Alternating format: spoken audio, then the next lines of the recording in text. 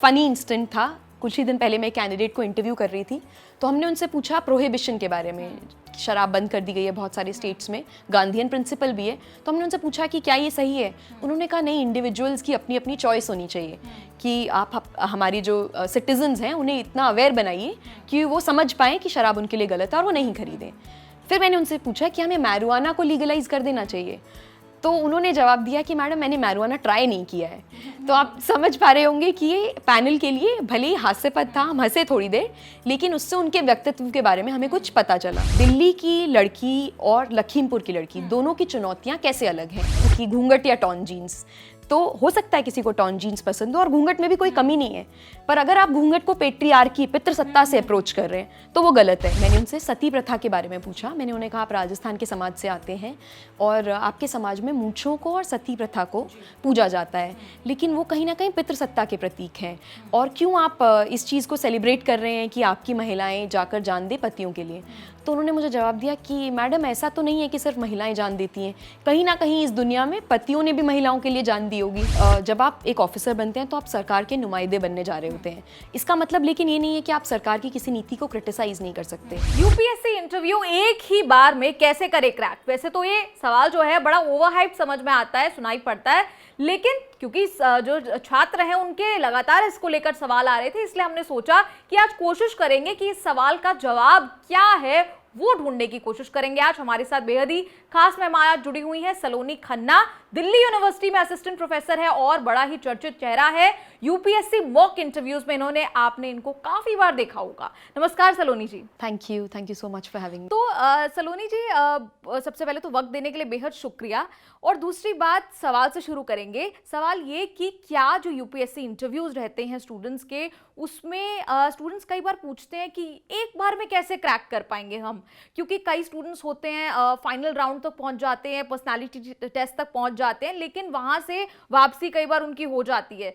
तो ऐसे में वो जानना चाहते हैं कि एक बार में कैसे इंटरव्यू को क्रैक करें। सबसे पहले तो मैं आपके श्रोताओं को और आपको सबको ये बताना चाहूँगी कि यूपीएससी इंटरव्यू तक पहुँचना एक जर्नी है। इसमें आप संघर्ष करते हैं, दिन रात की मेहनत होती है, सोते नहीं हैं, भाई की शादी मिस कर देते हैं, रोते हैं, बहुत सारे हार्ट ब्रेक्स होते हैं। तो सबसे पहले तो कि आपको इंटरव्यू कॉल आया है, इस बात को लेकर आपको खुश होना चाहिए, और ये खुशी जाहिर होनी चाहिए जब आप ढोलपुर हाउस जाएं अपना इंटरव्यू देने के लिए। तो सबसे पहली चीज़ जो मैं कैंडिडेट्स को एडवाइस करना चाहूँगी वो यही है कि जब आप वहाँ पहुँचें अपने सारे संघर्षों को अपने मन में संजोएं, उससे हिम्मत पाएं और खुश हों कि आपने कुछ अचीव किया है।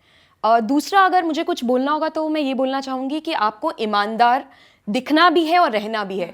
जो आप हैं, यूपीएससी इंटरव्यू एक इंटरव्यू नहीं है, वो पर्सनालिटी टेस्ट है। मतलब आपका क्या व्यक्तित्व है, पैनल पर लोग ये देखना चाहते हैं। तो हम सब चाहेंगे कि हमारे जितने भी ऑफिसर्स हैं या जितने भी ब्यूरोक्रेसी में लोग हैं, जितने भी लीडर्स हैं जो लीड कर रहे हैं, वो सब लोग ऑनेस्ट हों। तो ईमानदारी एक बहुत इंपॉर्टेंट ट्रेट है। तो ऐसा नहीं कि आप वहाँ जाकर वो सब बातें बोलें जो आप मीन ही नहीं करते हैं या जिनको लेकर आप ऑनेस्ट ही नहीं है। तो आपको ईमानदार जी, क्योंकि आपने ईमानदारी की यहाँ पर बात की, इसलिए कई बार जो स्टूडेंट्स होते हैं वो सोचते हैं कि क्या हमें पॉलिटिकली करेक्ट आंसर यहाँ दे देना चाहिए, या जो वो सुनना चाहते हैं वैसा कुछ आंसर दे देना चाहिए, या जो हमारा व्यक्तित्व है वो ही वहाँ निकल कर आए। निधि जी, आपको ये समझना पड़ेगा कि जब आप यूपीएससी के इंटरव्यू के लिए जा रहे हैं तो आप एक अफसर बनने के लिए जा रहे हैं। मतलब आप सरकार के एक नुमाइंदे के रूप में, रिप्रेजेंटेटिव के रूप में काम करेंगे। तो आपको अपना स्टूडेंटशिप या आपको अपनी पर्सनल ओपिनियन और पर्सनल बायसेस उस दरवाजे के बाहर छोड़ने होंगे। जब आप उस कुर्सी पर बैठकर इंटरव्यू दे रहे हैं तो आपको सोचना होगा एक कलेक्टर, एक कमिश्नर, एक डायरेक्टर की तरह कि वो इस सिचुएशन में कैसे एक्ट करेंगे। जैसे अगर हम देखें हमारे फौजी हैं, वो बॉर्डर पर होते हैं, अगर वो अपने बायस रखें कि नहीं मुझे ये चीज़ ज़्यादा पसंद है या मैं इस आदमी के साथ ऐसा बर्ताव नहीं करूंगा, तो आर्मी फंक्शन ही नहीं कर सकती। सेम ब्यूरोक्रेसी के साथ है कि उसे इम्पार्शियल होना उसका बहुत ज़रूरी है। तो जो आपके पर्सनल बायस है वो आप वहाँ मत रखें। पॉलिटिकल करेक्टनेस, प्रैग्मेटिज्म होना चाहिए, लेकिन ऐसा नहीं है कि अब मान लीजिए आपको फला जाति के लोग नहीं पसंद हैं या आप महिलाओं को का सम्मान नहीं करते हैं, तो मैं तो यही गुजारिश करूंगी कि सम्मान कीजिए, अपना व्यक्तित्व इतना निखारिए कि आपको वहां जाकर पॉलिटिकली करेक्ट होना है या अपना व्यक्तित्व दिखाना है। ऐसा द्वंद्व हो ही ना। पर अगर ऐसा द्वंद्व हो रहा है तो नंबर पाने के लिए of course you need to be politically correct, but कोशिश करते रहिए कि अपने व्यक्तित्व में भी वो चीज़ लाते रहें। अमल करते रहें तो उसका। आपकी सबसे पहली बात यहाँ पे ऑनेस्टी, बिल्कुल मतलब अपना जो व्यक्तित्व है, जी। जो आप है वो जरूर दिखाएं, चाहे जी। आपको थोड़ा जैसे बहुत कुछ बच्चे politically- गांव से होते हैं तो उन्हें थोड़ा लगता है कि हम गांव से हैं, शायद शहर वालों को ज्यादा एज मिलेगा। ऐसा कुछ भी नहीं है। आप गांव से हैं, आप अपनी ऑथेंटिसिटी दिखा रहे हैं, आपका एक्सेंट अलग है, आपके बोलने के लहजे में कुछ है, आप अंग्रेजी बोल पाते हैं, फंक्शनल बोल पाते हैं, बहुत हैवी वर्ड्स नहीं बोल पाते, वो आप हैं, वो आपकी ओरिजिनलिटी है। या आप एक महिला हैं, आप एक माँ हैं, आप एक वर्किंग फीमेल हैं, आप प्रेग्नेंट फीमेल हैं, वो सब आपकी ओरिजिनलिटी है, वो आपके संघर्ष हैं। और पैनल और पूरा देश आपके संघर्षों में आपके साथ जुड़ना चाहता है और वो दिखाता है कि आपका व्यक्तित्व कितना निखरा हुआ क्योंकि है। यहाँ आपने बात की रूरल एरिया से जो जी। बच्चे आते हैं उनकी बात की, तो कई बार उनके मन में ये सवाल रहता है कि क्या हम हिंदी में बात करें या इंग्लिश में बात करें। तो ऐसे में कई छात्र ऐसे हो सकते हैं जिन्हें हिंदी इंग्लिश ना भी आती हो, तो ऐसे में वो हिंदी में ही बात करें पैनलिस्ट से या फिर अंग्रेजी में बोलने की कोशिश करें? यूपीएससी आपको चॉइस देती है कि आप हिंदी, अंग्रेजी, मराठी और भी बहुत सारी भाषाएं जिसमें आप कंफर्टेबल हैं, आप उसमें अपना इंटरव्यू दे सकते हैं। तो आपको उसी भाषा का चुनाव करना चाहिए जिस भाषा में आप सोचते हैं, ना कि जिस भाषा में आप बोलते हैं। क्योंकि अगर आप अंग्रेजी में सोचते हैं तो आपकी थॉट्स और आपके वर्ड्स दोनों अलाइन हो पाएंगे। ऐसे ही अगर आप हिंदी में सोचते हैं तो अलाइन हो पाएगा। जब ये दोनों नहीं हो पाता, तो जब आप इतनी प्रेशर सिचुएशन में होते हैं तो वो द्वंद्व चलता रहता है। तो आपकी आधी एनर्जी अपने आप को फाइट करने में जाती है, बजाय कि पैनल पर अपना व्यक्तित्व अच्छे से रख पाने के। तो मैं यही सजेस्ट करूंगी कि जिस भाषा में आप सोचते हैं, आप उसी भाषा में अपना इंटरव्यू दीजिए। तो यहाँ पर ये कह सकते हैं कि अगर एक बार में आप यूपीएससी इंटरव्यू, वैसे तो कोई मंत्रा नहीं है, हमने शुरू में ही कहा था कि ओवर हाइप हम इसे करके नहीं बताएंगे बिल्कुल भी, और सबकी अपनी जर्नी है, तो सबकी अलग अलग तरीके की जर्नी है। तो इसमें आपने बताया कि ऑनेस्टी होना बहुत जरूरी है कैंडिडेट में, व्यक्तित्व उनका पूरा जो है वो ही निकल कर दिखना चाहिए कि पर्सनालिटी आखिर है क्या, तभी एक कैंडिडेट दूसरे कैंडिडेट से अलग नजर आएगा। उसके अलावा आपके दूसरा मैं ये बोलना चाहूंगी कि जब आप जाते हैं इंटरव्यू देने के लिए तो कम वर्ड्स में अपने विचार रखने का प्रयास करें। ऐसा नहीं है कि आप बोलिए ही मत, क्योंकि अगर आप बोलेंगे ही नहीं तो आपका इंटरव्यू वैसे भी फेलियर है। आपसे बात करने के लिए, आपको समझने के लिए, जानने के लिए ही वहाँ बुलाया गया है। लेकिन ये आपकी डिनर पार्टी या आपका लिविंग रूम नहीं है, तो आप संक्षेप में अपनी बात बोलिए और पहले सोचिए फिर बोलिए। तो वो जो बिल गेट्स बोलते हैं कि थिंक बिफोर यू स्पीक, वो यूपीएससी इंटरव्यू के लिए बहुत इंपॉर्टेंट है, क्योंकि आपको पहले सोचना है। और ऐसा नहीं है कि पैनल में आप सोचने के लिए टाइम नहीं ले सकते। मान लीजिए मैं आपसे कठिन सवाल पूछती हूँ, तो आप बोल सकते हैं कि मैडम क्या मैं 10 सेकंड के लिए सोच सकती हूँ, और आपको वो परमिशन दी जाएगी। नहीं तो आप धीरे भी बोल सकते हैं। तो सोचने के लिए इनफ टाइम लीजिए और फिर अपनी बात को एक स्ट्रक्चर्ड तरीके से, संक्षेप में, कम शब्दों में, प्रिसाइजली पैनल के सामने रखिए। तो इसी से जुड़ा हुआ एक और सवाल कि कई बार छात्र एक ओपन एंडेड रिप्लाईज भी दे देते हैं और उसमें कहीं ना कहीं फंस भी जाते हैं। तो ऐसे कई ऐसे सवाल होते होंगे जो आपको थोड़ा फंसा देते होंगे, तो ऐसे में ओपन एंडेड रिप्लाईज ना देकर, क्योंकि कड़ी से कड़ी जुड़ती है तो फिर और सवाल उस तरह के आपसे पूछे जाते हैं और हो सकता है आपके पास उसकी इतनी इन्फॉर्मेशन ना भी हो, तो ऐसे सिचुएशंस में क्या करना चाहिए? देखिए, यूपीएससी इंटरव्यू जो है वो थोड़ा चेस की गेम की तरह तो है ही। तो आपको एंटिसिपेट करना है कि अगर आपने ये जवाब दिया तो उस पर फिर ऐसा ऐसा सवाल आएगा। लेकिन सही मायनों में बताऊं तो मुझे पर्सनली ऐसा लगता है कि कोई भी सवाल का सही या गलत जवाब नहीं होता है, क्योंकि हम आपसे फैक्चुअल क्वेश्चन तो पूछ नहीं रहे। हम आपसे ये नहीं पूछ रहे कि इंडिया की कोस्टल लाइन बताइए कितनी है, तो उसका एक फिक्स जवाब नहीं हो सकता। कुछ चीजें आपके मायनों में सही हो सकती हैं, कुछ मेरे मायनों में सही हो सकती हैं। पर्सपेक्टिव की बात है। पर्सपेक्टिव की बात है, पर जो हम टेस्ट करते हैं कैंडिडेट का, वो उसकी अप्रोच टेस्ट करते हैं। जैसे एक बहुत सवाल वायरल हुआ था कि घूंघट या टॉन जीन्स, तो हो सकता है किसी को टॉन जीन्स पसंद हो और घूंघट में भी कोई कमी नहीं है, पर अगर आप घूंघट को पेट्रियार्की, पितृसत्ता से अप्रोच कर रहे हैं तो वो गलत है। आपकी अप्रोच उस तरफ क्या है वो देखिए जरा। अगर आप घूंघट को संस्कृति से अप्रोच कर रहे हैं तो वो सही है। अगर आप टॉन जीन्स को वेस्टर्नाइजेशन से अप्रोच कर रहे हैं तो वो गलत है। अगर आप उसको प्रोग्रेसिव थिंकिंग से अप्रोच कर रहे हैं तो वो सही है। पर जनरली मैं ये एडवाइस करूंगी कि ये जो कैंडिडेट्स जो बाद में जाकर ऑफिसर्स बनते हैं, हमारे देश को आगे ले जाने का बीड़ा इन्हीं के कंधों पर है। तो ये जितना प्रोग्रेसिव हों, जितना असिमिलेटिव हों, जितना टॉलरेंट हों, जितना अलग अलग भांति भांति के विचारों को अपने अंदर समावेश कर पाएं, उतना अच्छा रहेगा। तो आप जितनी प्रोग्रेसिव थिंकिंग दिखाएंगे, मुझे ऐसा लगता है कि पर्सनली वो अप्रिशिएट की जाएगी। तो सलोनी, आपने उसकी बात की, मानसिकता की बात की, तो ये माने कि आपकी मानसिकता भी कहीं ना कहीं जज की जाती है कि where do you come from? बिल्कुल, मानसिकता तो सबसे ज़रूरी है। अगर आप एक डिस्ट्रिक्ट कलेक्टर बन जाते हैं, आपके पास हो सकता है एक महिला आए जो विधवा हों, आपके पास हो सकता है कोई ट्रांसजेंडर अपनी कोई शिकायत लेकर आए, आपके पास हो सकता है कोई बच्ची आए, आपके पास हो सकता है कोई ट्राइबल आए, आपके पास हो सकता है कि कोई सड़क पे मांगने वाला भिखारी अपनी शिकायत लेकर आए। पर अगर आपके अपने बायस रहेंगे उनके खिलाफ, तो आप कभी भी एक इम्पार्शियल डिस्ट्रिक्ट कलेक्टर के रूप में काम नहीं कर पाएंगे। तो आइडिया पैनल का पर्सनालिटी टेस्ट में जज आपको बुलाने का और जज करने का, आपकी नॉलेज जज करना नहीं है, वो हो गया प्रीलिम्स में, मेंस में हमने जान लिया कि आपको कितने फैक्ट्स आते हैं। हम पैनल पर जब बैठते हैं तो इंटरव्यू में यही जानना चाहते हैं कि आपकी मानसिकता क्या है, आपका एटीट्यूड क्या है टुवर्ड्स थिंग्स, आपकी अप्रोच क्या है। अब बहुत बार ऐसे होता है कि बहुत सारे कैंडिडेट्स आते हैं जो बोलेंगे कि पार्लियामेंट में रिजर्वेशन जस्टिफाइड है, लेकिन यूपीएससी में रिजर्वेशन नहीं होनी चाहिए महिलाओं के लिए। अब बात तो सेम ही है, ये आपकी कहीं ना कहीं मानसिकता को दर्शा रहा है कि आपको लगता है यूपीएससी में हमारे लिए कॉम्पिटिशन हो जाएगा अगर महिलाओं के लिए रिजर्वेशन हो गया तो, और पार्लियामेंट में नहीं है कॉम्पिटिशन।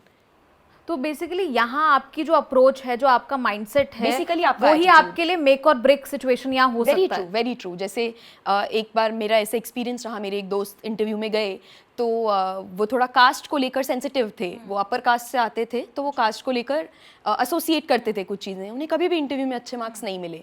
तो अगर पैनल को ये दिख रहा है कि आपके कुछ ऐसे बायसेस हैं जिन्हें अनलर्न करना आपके लिए मुश्किल है, तो वो मुझे लगता है कि हिंड्रेंस क्रिएट कर सकते हैं आपकी प्रोग्रेस में। यानी आपका जो माइंडसेट है, अगर आप ज़्यादा प्रोग्रेसिव साउंड नहीं कर रहे या ऐसा नहीं है कि आपको ओवरटली प्रोग्रेसिव साउंड करना है, आपको बस बैलेंस साउंड करना है, जो कि एक अच्छे ब्यूरोक्रेट से एक्सपेक्टेड भी है। ऐसा नहीं है कि एक अच्छा ब्यूरोक्रेट कुछ अलग लिबरल वैल्यूज़ ले आए, पर वो प्रोग्रेसिव हो समाज के लिए इन जनरल, लेकिन हमारी संस्कृति में भी रूटेड हो। जैसे आप घूंघट को सिरे से नकार नहीं सकते हैं, हाँ घूंघट प्रथा थी, उसकी अपनी एक कल्चरल इंपॉर्टेंस है, आप उसे सिरे से नकार नहीं सकते हैं, पर आप ये भी नहीं कह सकते कि आज की महिलाओं को घूंघट में रहना चाहिए। आप ये ज़रूर कह सकते हैं कि चॉइस होनी चाहिए, जो महिला को पसंद हो उसे वो करना चाहिए, और पढ़ाओ महिला को, उसके बाद सशक्त करने के बाद उसे ये चूज़ करने का मौका दो। क्योंकि सलोनी जी आपने बात की माइंडसेट की, तो क्या कुछ उदाहरण के तौर पर आप बता पाएं तो दर्शकों को ज़्यादा बेहतर समझ में आएगा, और जो यूपीएससी के एस्पिरेंट्स हैं उन्हें ज़्यादा समझ में आएगा कि क्या अप्रोच लेकर जानी चाहिए। जैसे बहुत बार लोग मुझे बोलते हैं और वीडियोस पे से कमेंट भी करते हैं कि हम प्रो फेमिनिज्म हैं या हम बहुत ज़्यादा अग्रेसिव फेमिनिस्ट अप्रोच रख रहे हैं। तो मैं छोटा सा उदाहरण देना चाहूँगी। एक छात्रा थी जिनसे मैंने ये सवाल किया, जो इवेंचुअली IAS ऑफिसर भी बन गई। सवाल ये था कि दिल्ली की लड़की और लखीमपुर की लड़की दोनों की चुनौतियाँ कैसे अलग हैं। अब ये सवाल निधि जी पूछने का जो पर्पस था, उद्देश्य था, वो ये था कि क्या आप भारत के गाँव में या छोटी जगहों में जो लड़कियां रह रही हैं उनके स्ट्रगल्स को समझते हैं या नहीं समझते हैं। क्योंकि जब आप एक ऑफिसर बन जाएंगे तो ज़रूरी नहीं है कि आपकी सिर्फ दिल्ली या बाकी शहरों में ही पोस्टिंग होगी, आपको हो सकता है गाँव में भी काम करना पड़े। पर जब आपको पता ही नहीं होगा कि भारत के गाँव के मुद्दे क्या हैं, तो आप उस पर काम ही नहीं कर पाएंगे। तो बस जानना ही ये है, आपकी अप्रोच समझनी है कि आपकी सेंसिटिविटी कितनी है। आप कहीं ऐसा तो नहीं है पूरे भारत को दिल्ली समझते हैं, या कहीं ऐसा तो नहीं आप पूरे भारत को लखीमपुर ही समझते हैं। इसलिए इस तरह की मानसिकता को समझना ज़रूरी है कि आपकी एजिलिटी कितनी है। जब आपको ट्रेनिंग के बाद हम कितना सेंसिटिव बना सकते हैं, क्योंकि ये कोई आम नौकरी नहीं है, ये एक सेवा है, ये देश की सेवा है, और आप बहुत ही महत्वपूर्ण स्तंभ हैं हमारे लोकतंत्र के। तो इसलिए ज़रूरी है कि आप में सहानुभूति, सेंसिटिविटी बहुत हाई हो। और यहाँ बात कर ले अगर बॉडी लैंग्वेज की, तो एस्पिरेंट्स जो होते हैं कई बार अंडर कॉन्फिडेंट भी होते हैं, कई बार बहुत ज़्यादा कॉन्फिडेंस के साथ नहीं जा पाते एग्ज़ाम अपने पैनलिस्ट के सामने, क्योंकि कई बार 5-6 पैनलिस्ट होते हैं, बड़े सीनियर लोग होते हैं, तो उस बात से भी वो डर जाते हैं। तो ऐसे में बॉडी लैंग्वेज उनकी कैसी रहनी चाहिए? निधि जी, अंडर कॉन्फिडेंट होना तो लाजमी है, नर्वस होना भी लाजमी है। आप और मैं भी उनकी जगह होंगे या कोई भी होगा तो वो नर्वस तो होगा। तो इस बात को एक्सेप्ट कर लीजिए कि आप नर्वस होंगे, पर नर्वसनेस में आप रिएक्ट कैसे करते हैं? बहुत सारे लोगों के अलग अलग तरीके हैं। जैसे मैंने एक कैंडिडेट देखा, वो उंगलियां चटका रहे थे नर्वसनेस में, या कोई कैंडिडेट्स होते हैं वो अपने हाथ रब करने लग जाते हैं, या कोई कैंडिडेट्स होते हैं जो अपनी उंगलियों के साथ खेलने लग जाते हैं। तो आपको ये समझना है कि आपको अपनी नर्वसनेस अंदर तक रखनी है, बाहर रिप्रेजेंट नहीं करनी। बाकी आप भी इंसान हैं, ऐसे कुछ अगर आपके साथ होता है, कुछ कैंडिडेट्स नेचुरली स्टैमर करते हैं, या कुछ कैंडिडेट्स हैं जो धीरे ही बोल पाते हैं, ज़्यादा ऊंचा नहीं बोल पाते, तो वो आपकी ह्यूमन होने का एस्पेक्ट है। आप वो 20, 25, 30 साल से हैं तो आप बदल नहीं सकते, तो उसको बदलने का प्रयास मत कीजिए। पर जब आप एंटर करते हैं, थोड़े हम्बली ग्रीट कीजिए पैनलिस्ट को। उसके बाद जब आप बैठते हैं तो अपराइट होकर बैठिए, कमर सीधी करके बैठिए। बहुत सारे यूपीएससी एस्पिरेंट्स की तैयारी करते हुए कमर टूट जाती है, ये हम समझते हैं, लेकिन फिर भी उन्हें अपनी कमर सीधी करके बैठना चाहिए, एक ऑफिसर की तरह बैठना चाहिए।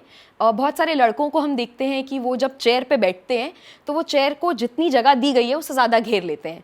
तो ये भी कहीं ना कहीं उनकी पेट्रियार्कल माइंडसेट को दिखाता है कि आपको चेयर जितनी दी गई आप उससे हमेशा फैलने का प्रयास करते हैं। और औरतें क्या करती हैं, लेडी कैंडिडेट्स, वो सिमट जाती हैं अपनी चेयर में। तो ये भी बॉडी लैंग्वेज का बहुत इंपॉर्टेंट पार्ट है कि आप उतनी ही जगह लीजिए जितनी आपको दी गई है, और उतनी जगह ज़रूर लीजिए जितनी आपको दी गई है। तो मतलब आप कैसे बैठ रहे हैं, कैसे उठ रहे हैं, कैसे ग्रीट कर रहे हैं, वहाँ आपके नंबर जोड़े जा रहे हैं या कट रहे हैं, ऐसा जरूर है? बिल्कुल बिल्कुल बिल्कुल। अगर आप अच्छे से बैठ रहे हैं, आप दिखने में अच्छे लग रहे हैं, आप प्रेजेंटेबल हैं, तो आपको कुछ उसका एक्स्ट्रा एज मिलेगा ही। और अगर आप उसमें कोई ब्लंडर कर देते हैं तो आपके नंबर डिडक्ट होंगे ही। यही आपके व्यक्तित्व को टेस्ट किया जा रहा है वहाँ पर। अच्छा, एक सवाल जो मैंने पहले भी पूछा था कि जिन सवालों के जवाब कैंडिडेट को आते हैं उसमें तो वो नेचुरली कॉन्फिडेंट रहता है कैंडिडेट्स, लेकिन जिन सवालों के जवाब उनको नहीं आते तो ऐसे में कई बार होता है हम ओपन एंडेड रिप्लाईज देते हैं और वहाँ से जो पैनलिस्ट है वो आपसे एक के बाद एक क्वेश्चन आपको पूरा ग्रिल कर देता है। तो ऐसे सिचुएशंस में क्या करें? देखिए, इसका सबसे पहला तरीका तो ये है कि आप हर क्वेश्चन को पहले प्रोसेस कीजिए फिर बोलिए। तो उससे क्या होगा, जब आप मुश्किल प्रश्न पे आएंगे तो ऐसा लगेगा नहीं पैनल को कि ये प्रश्न आपको स्पेसिफिकली मुश्किल लग रहा है, क्योंकि आपकी पेस रिप्लाई करने की हर क्वेश्चन पर सेम होगी। तो पहली चीज़ ये कर सकते हैं आप। दूसरी चीज़, जो ये ओपन एंडेड क्वेश्चंस होते हैं निधि जी, सच में इनका कोई सही या गलत जवाब होता नहीं है। जैसा कि मैंने आपको बताया कि सिर्फ आपकी अप्रोच मैटर करती है। तो आप ट्राई कीजिए कि आप अपनी अप्रोच उसमें बहुत हेल्दी और बैलेंस रखें। और अगर आप कहीं फंस जाएं तो सॉरी बोलने में हिचकिचाइए मत। पैनल पे बैठे लोग आपसे उम्र में, तजुर्बे में बहुत बड़े हैं, तो आप उनके सामने सॉरी बोल भी देंगे तो आप छोटे नहीं हो जाएंगे, आपके मार्क्स कम नहीं हो जाएंगे। अगर आप 10 में से 5 सवालों के लिए भी सॉरी बोलते हैं तो भी ऐसा नहीं है कि आपका इंटरव्यू खराब ही गया है, पर आपको ये पता है कि सॉरी कहाँ बोलना है, ये टेस्ट किया जाता है, ना कि ये कि आप कितना सॉरी बोल रहे हैं। जैसा कि मैंने आपको बताया कि नॉलेज टेस्ट हो चुकी है, तो ऐसे कठिन सवालों में जहाँ आपको लगता है कि आप बहुत फंस गए हैं, वहाँ अपने आप को डिफेंड करने की बजाय कभी कभी सॉरी बोल देना अच्छा रहता है। अच्छा, एक सवाल और, ना सिर्फ यूपीएससी इंटरव्यू में लेकिन आम जिंदगी में ऐसे कई मौके आते हैं जहाँ आपको बिल्कुल भी आइडिया नहीं होता कि सवाल का क्या जवाब है। ऐसे में कई कैंडिडेट्स होते हैं वो डर के मारे कुछ भी जवाब दे देते, तो ऐसे में बेटर ये रहेगा कि आप सॉरी कह के कहें कि I will read about it, या फिर आप कुछ भी जवाब दे दें? कुछ भी जवाब तो बिल्कुल मत दीजिए, पर अगर आपको लगता है कि आपको थोड़ा भी पता है, आप कैलकुलेटेड गेस कर सकते हैं, तो आप पैनल की परमिशन लीजिए politely. Sir, ma'am, may I take a guess on this, if you allow me may I try. और फिर आप प्रयास कीजिए, उससे पैनल को भी समझ आएगा कि आप गेस कर रहे हैं। अगर आप ऐसे ही हवा में गेस कर देंगे तो ये आपकी इंटीग्रिटी पे डाउट होता है, उससे लगता है कि आप पैनल को गुमराह करने की कोशिश कर रहे हैं। Maybe you are not serious, और आप उस अपॉर्चुनिटी को, उस जगह को उतना वैल्यू नहीं कर रहे, आप उस पैनल को लाइटली ले रहे हैं। तो ये कभी मत कीजिए। ये एक हमेशा अनइक्वल कॉन्वर्सेशन होता है, वहाँ पैनल को आपको इम्प्रेस करना ज़्यादा ज़रूरी है, ना कि अपनी ईगो या अपनी सेल्फ रिस्पेक्ट या अपने आप के बारे में ज़्यादा सोचने से। आपको ये सोचना है कि जो लोग वहाँ बैठे हैं आप उन्हें किसी भी तरह से गुमराह मत कीजिए। क्योंकि सलोनी जी, आप मॉक इंटरव्यूज़ करते रहते हैं, तो आप मतलब एज एन इंडिविजुअल आप जब इंटरव्यूज़ करते हैं तो क्या वो 2-3 चीज़ें हैं जो आप सोचते हैं कि कैंडिडेट में ये तो बिल्कुल नहीं होना चाहिए, ये मुझे बिल्कुल नहीं दिखना चाहिए, अदरवाइज इट्स अ नो? सबसे पहली चीज़ तो मुझे पर्सनली जो लगता है कि जिन कैंडिडेट्स के बायसेस बहुत स्ट्रांग होते हैं और वो वहाँ आकर दिख जाते हैं। अब निधि जी, अगर मैं 2, 3, 4 सवाल में आपका बायस निकाल पा रही हूँ बाहर, तो आप समझ सकते हैं कि जब आप एडमिनिस्ट्रेटर बन जाएंगे तो दिन में कितनी बार वो बाहर निकलेगा। तो मुझे लगता है कि आपके जो बायसेस हैं, आप ट्राई कीजिए जीवन में कि उन्हें कम से कम कीजिए और अपने बायसेस नहीं रखिए। और अगर हैं भी तो आप उसको बाहर छोड़कर आइए। रूम में घुसने से पहले जब आप इंटरव्यू देने जा रहे हैं तो आप अपने बायसेस को बाहर छोड़कर आइए और वहाँ आकर अपने बायसेस मत दिखाइए। दूसरा, आप कंसिस्टेंट रहिए। अगर आपने ये बोला है कि जैसे एक बहुत फ़नी इंस्टेंट था, कुछ ही दिन पहले मैं कैंडिडेट को इंटरव्यू कर रही थी, तो हमने उनसे पूछा प्रोहिबिशन के बारे में, शराब बंद कर दी गई है बहुत सारे स्टेट्स में, गांधीयन प्रिंसिपल भी है। तो हमने उनसे पूछा कि क्या ये सही है। उन्होंने कहा नहीं, इंडिविजुअल्स की अपनी अपनी चॉइस होनी चाहिए कि आप हमारी जो सिटीजन्स हैं उन्हें इतना अवेयर बनाइए कि वो समझ पाएँ कि शराब उनके लिए गलत है और वो नहीं खरीदें। फिर मैंने उनसे पूछा कि हमें मैरिजुआना को लीगलाइज कर देना चाहिए। तो उन्होंने जवाब दिया कि मैडम, मैंने मैरिजुआना ट्राई नहीं किया है। तो आप समझ पा रहे होंगे कि ये पैनल के लिए भले ही हास्यास्पद था, हम हंसे थोड़ी देर, लेकिन उससे उनके व्यक्तित्व के बारे में हमें कुछ पता चला। तो मैं यही सलाह दूंगी सब लोगों को कि आप कंसिस्टेंट रहिए और थिंक बिफोर यू स्पीक, यहाँ पर ऑफ कोर्स। और कंसिस्टेंट रहने का मतलब है, अगर आप कह रहे हैं कि शराब बैन करने में नहीं बैन होनी चाहिए और हमें लोगों की विजडम पर यकीन करना चाहिए, तो वो मैरिजुआना के लिए भी अप्लाई होता है। या आप पार्लियामेंट में रिजर्वेशन दे रहे हैं महिलाओं को, तो आप यूपीएससी में भी रिजर्वेशन दीजिए महिलाओं को। तो थोड़ा कंसिस्टेंट रहिए, क्योंकि अगर आप कंसिस्टेंट नहीं होते हैं तो उससे पता चलता है कि आपके विचार सिर्फ किताबी तरीके से या कोचिंग से या कहीं किसी को सुन या फिर आपकी पर्सनालिटी वो नहीं है जो आप दिखाने की कोशिश कर रहे हैं। कि आप वहाँ जाकर ब्लफ कर रहे हैं। और एक बात बताइए निधि जी, अगर आप 6-7 साल की मेहनत के बाद या 3-4 साल की मेहनत के बाद वहाँ पहुँचे हैं, तो आप उस अपॉर्चुनिटी को इसलिए तो वेस्ट नहीं करेंगे कि उन्हें लगे कि आप उन्हें गुमराह करने की कोशिश कर रहे हैं। मतलब ओवर स्मार्ट भी नहीं बनना है, इस चीज़ का ख्याल रखना है। जी, तो वो तमाम आपने पॉइंट्स बताए कि क्या कुछ ध्यान रखने की ज़रूरत है। आपकी तरफ से कोई और मंत्र हो वो भी आप शेयर कर सकते हैं, क्योंकि आप लगातार स्टूडेंट्स को इंटरव्यू करते हैं। कोई ऐसे टिक मार्क है जो आप सोचते हैं कि अगर ये स्टूडेंट में है, या इंटेग्रिटी मान लीजिए, या कोई भी इस तरह के क्वालिटीज़ हों उन स्टूडेंट्स में जो आप चाहें कि ये है तो इस पर विश्वास किया जा सकता है? जैसा कि मैंने बताया, ऑनेस्टी। तो अगर आपको नॉलेज भी कम है लेकिन आप ऑनेस्ट हैं, तो आप पर पैनल का भरोसा बढ़ जाता है। फिर मैंने बताया कंसिस्टेंसी, जिससे इंटीग्रिटी आता है। तो अगर हमें ऐसा लगता है कि आप इंटीग्रल हैं अपने विचारों में, तो हमें ऐसा लगता है कि आप अपने एक्शंस में भी इंटीग्रल रहेंगे। तीसरा और सबसे इंपॉर्टेंट क्वालिटी जो है वो है पोलाइटनेस, ह्यूमिलिटी। आप जब एक कैंडिडेट हैं और पैनल के सामने जा रहे हैं, तो आपको हम्बल रहना चाहिए, क्योंकि वो पैनल, जैसा मैंने बताया, तजुर्बे में, उम्र में, हर चीज़ में आपसे बहुत ज़्यादा सीनियर हैं। तो अगर वहाँ जाकर आप हम्बल नहीं रहते और कॉन्फिडेंट रहने के चक्कर में आप थोड़ा ईगो अपना दिखा देते हैं या थोड़ा रूड हो जाते हैं, तो मुझे लगता है वो भी आपके लिए बैकफायर कर सकता है। और चौथी और सबसे इम्पॉर्टेंट चीज़, अगर कोई कैंडिडेट ऐसा होता है जो ये दिखाता है कि वो घर जाकर पढ़ लेगा या आपकी बात सुनकर आपको थैंक्स करता है कि हाँ आपने हमारी नॉलेज में ऐड कर दिया, या मुझे नहीं पता है, if they are open to learn, तो मुझे लगता है ये भी एक बहुत अच्छी खासियत है। क्योंकि अगर आप अभी ओपन टू लर्निंग हैं, तो आप इवेंचुअली भी वैसे ही रहेंगे और वो आपको भी हेल्प करेगा एक अच्छा ऑफिसर बनने में, और देश और समाज को भी बहुत हेल्प करेगा। एक आप ही के जवाब में से एक सवाल, कि आपने कहा कि नॉलेज अगर कम भी हो तो एक बार के लिए पैनलिस्ट वो समझ जाएंगे कि इनकी नॉलेज थोड़ी कम है, एंड कैंडिडेट बोल सकता है कि I will definitely read about it. लेकिन अगर कोई कैंडिडेट पोलाइट नहीं है, या रूड है, या ईगोइस्टिक नज़र आता है, या उसके कोई स्पेसिफिक माइंडसेट है जो नज़र आता है, तो वहाँ कॉम्प्रोमाइज़ नहीं चलेगा। बिल्कुल बिल्कुल। नॉलेज का ये है, प्रीलिम्स और मेंस जब हम देते हैं तो एक बहुत कट थ्रोट कॉम्पिटिशन है, जिस कट ऑफ को आप पार करके और इंटरव्यू तक पहुँचे हैं। और नॉलेज की कोई सीमा नहीं है। Everything under the sun is syllabus of UPSC. तो ये पैनलिस्ट को भी पता है कि बहुत सारी चीज़ों में हो सकता है आपको नॉलेज नहीं हो, तो उस पर माफ़ करना लाजमी है। लेकिन आप पोलाइट नहीं हैं, या आपका एटीट्यूड सही नहीं है, या आपका महिलाओं को लेकर अलग एक बायस है, या आपका ट्राइबल्स को लेकर बायस है, या आप होमोसेक्सुअल्स को, ट्रांसजेंडर्स को, बाकी वल्नरेबल सेक्शंस को, माइनॉरिटीज़ को एक अलग नज़रिए से देखते हैं या लुक डाउन करते हैं, तो ये चीज़ें एक्सेप्ट कर पाना थोड़ा मुश्किल होता है। इसीलिए ये चीज़ें डेफिनेटली नो है। अगर आपको नॉलेज नहीं है, मान लीजिए आपको फिजिक्स नहीं आती है, या आपने इंजीनियरिंग की पढ़ाई 6 साल पहले की थी और आप भूल गए कि कौन सा सर्किट में क्या डिफरेंस है, इट इज़ ओके, क्योंकि आप इंसान हैं, भूल सकते हैं। लेकिन आपका जो कोर है, honesty, integrity, consistency, politeness, humility, वो भूल नहीं सकते हैं ना। हम शालीन होना भूल नहीं सकते हैं, या हम ईमानदार होना भूल नहीं सकते हैं। ये ऐसी चीज़ है जो हम हैं तो हैं, और नहीं है तो नहीं है। तो मुझे लगता है इस पर ज़्यादा एम्फेसिस देना चाहिए, बजाय कि ज्योग्राफी नहीं पढ़ा, या हिस्ट्री नहीं पढ़ा, या कोरियोलिस फोर्स के बारे में नहीं पता है, या कितने वाइल्ड लाइफ सेंचुरीज हैं ये नहीं पता है। तो इन पर अगर आपको नहीं भी पता है कोई दिक्कत नहीं है, लेकिन जो आप हैं उसमें बाकी सारी क्वालिटीज़ होना बहुत ज़रूरी है। जी, मेरा आखिरी सवाल यही कि क्योंकि आप यूपीएससी के मॉक इंटरव्यूज़ जो हैं वो तमाम आप करती रहती हैं, स्टूडेंट से मिलती हैं, तो कई बार कोई ऐसा स्टूडेंट या ऐसा कोई आपको छात्र नज़र आया जो आपको लगा कि बहुत रूड है या ईगोइस्टिक बात कोई ऐसी बोल दी हो जो स्ट्रिक्टली नो है कि यूपीएससी इंटरव्यू के लिए? अभी हाल ही में मैं किसी का इंटरव्यू ले रही थी, तो वो राजस्थान से थे। तो मैंने उनसे सती प्रथा के बारे में पूछा। मैंने उन्हें कहा आप राजस्थान के समाज से आते हैं और आपके समाज में मूंछों को और सती प्रथा को पूजा जाता है, लेकिन वो कहीं ना कहीं पितृसत्ता के प्रतीक हैं, और क्यों आप इस चीज़ को सेलिब्रेट कर रहे हैं कि आपकी महिलाएं जाकर जान दें पतियों के लिए?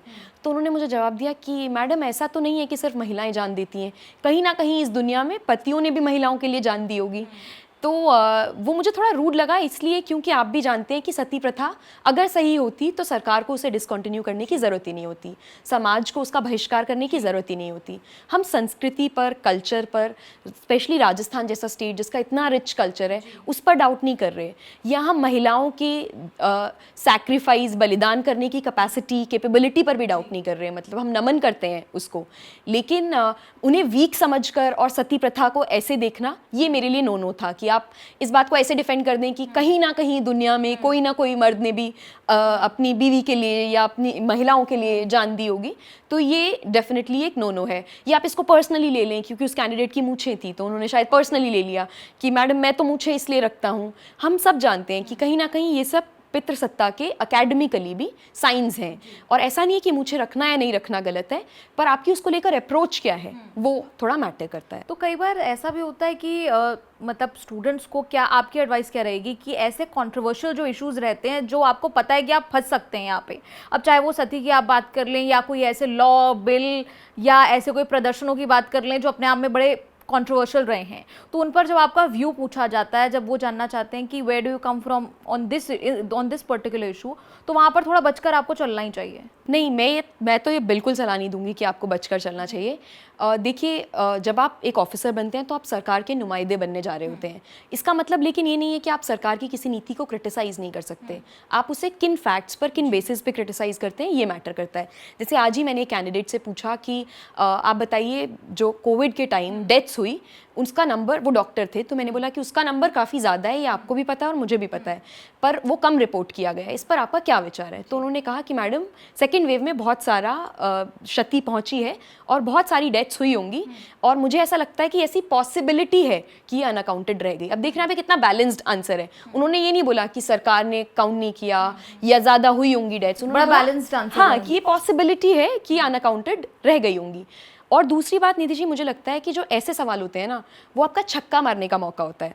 तो आप ब्राउनी पॉइंट्स बोर्ड से इन सवालों में अर्न कर सकते हैं। अब मैं अगर आपसे फला फला आर्टिकल, फला फला वाइल्ड लाइफ सेंचुरी पूछूं, तो आप उसमें क्या ब्राउनी पॉइंट्स अर्न करेंगे? लेकिन जो ऐसे सवाल होते हैं उसमें अगर आप मुझे अपना व्यक्तित्व का अच्छा कोई रूप दिखाते हैं तो मैं उसको अप्रिशिएट करती हूँ और मैं इंप्रेस हो जाती हूँ और मैं आपके लिए पॉजिटिव फीडबैक देती हूँ। तो ये जो ट्रिकी सवाल हैं, आप इनसे बच के मत निकलिए। ये ओपिनियन बेस्ड क्वेश्चंस होते हैं, इनकी ना कोई तैयारी हो सकती है, ना किसी किताब में पढ़ सकते हैं। ये आपके व्यक्तित्व का लिटमस टेस्ट है।